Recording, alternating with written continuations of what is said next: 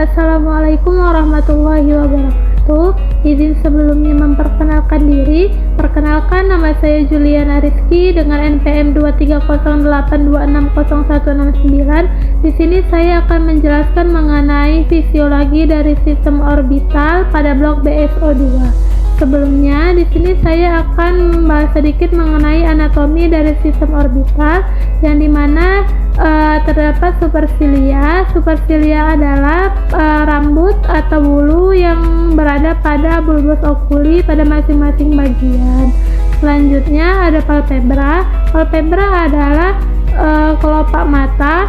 Kelopak mata ini terdapat pada masing-masing bulbus oculi pada bagian superior dan inferior. Selanjutnya ada konjungtiva. Konjungtiva sendiri adalah selaput lendir pada palpebra yang berguna untuk menjaga kelembapan pada bulbus oculi. Selanjutnya ada bulbus oculi. Bulbus oculi sendiri adalah kelopak mata. Dia terdiri dari dua bagian, dextra dan sinistra. Masing-masingnya terdiri dari 3 lapisan, yaitu fibrosa, vaskulosa, dan nefrosa. Pada bulbus oculi ini terdapat 6 struktur yang dimulai dengan kornea, lalu sklera, iris, korpus, ciliria, choroidea, dan retina. Selanjutnya ada aparatus lacrimalis. Aparatus lacrimalis ini adalah kelenjar air mata yang dimana terdapat pada palpebra. Selanjutnya ada cavum orbital. Ini adalah rongga pada mata. Baik, selanjutnya saya akan membahas mengenai fisiologi dari sistem orbital. Fisiologi dari sistem orbital ini terdiri dari 3 mekanisme yang dimulai dengan masuknya cahaya, lalu terjadinya proses transduksi, yang terakhir terjadinya proses transmisi. Proses masuknya cahaya ini menyebabkan terjadinya proses refraksi, yang dimana proses refraksi biasanya terjadi karena berbeloknya berkas cahaya. Proses masuknya cahaya ini dimulai dengan masuknya cahaya melalui kornea menuju ke aqueous humor. Aqueous humor sendiri adalah sebuah cairan yang melindungi bulbus oculi. Selanjutnya cairan menuju ke pupil, lalu menembus melalui vitreous humor dan menuju ke retina. Ketika cahaya sudah masuk ke retina, maka terjadilah proses transduksi. Proses transduksi ini adalah pertukaran cahaya menjadi listrik.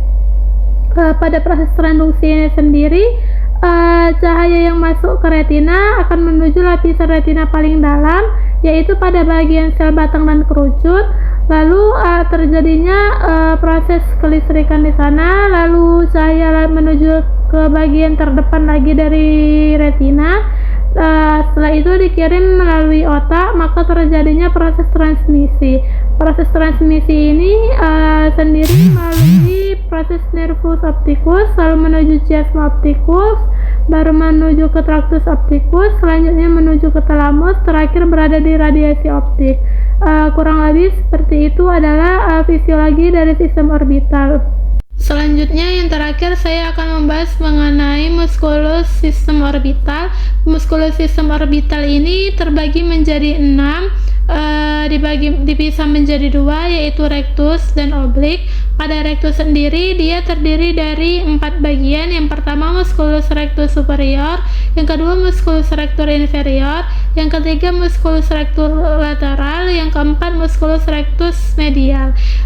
Selanjutnya musculus oblik. Musculus oblik ini terdiri menjadi musculus oblik superior dan musculus oblik inferior.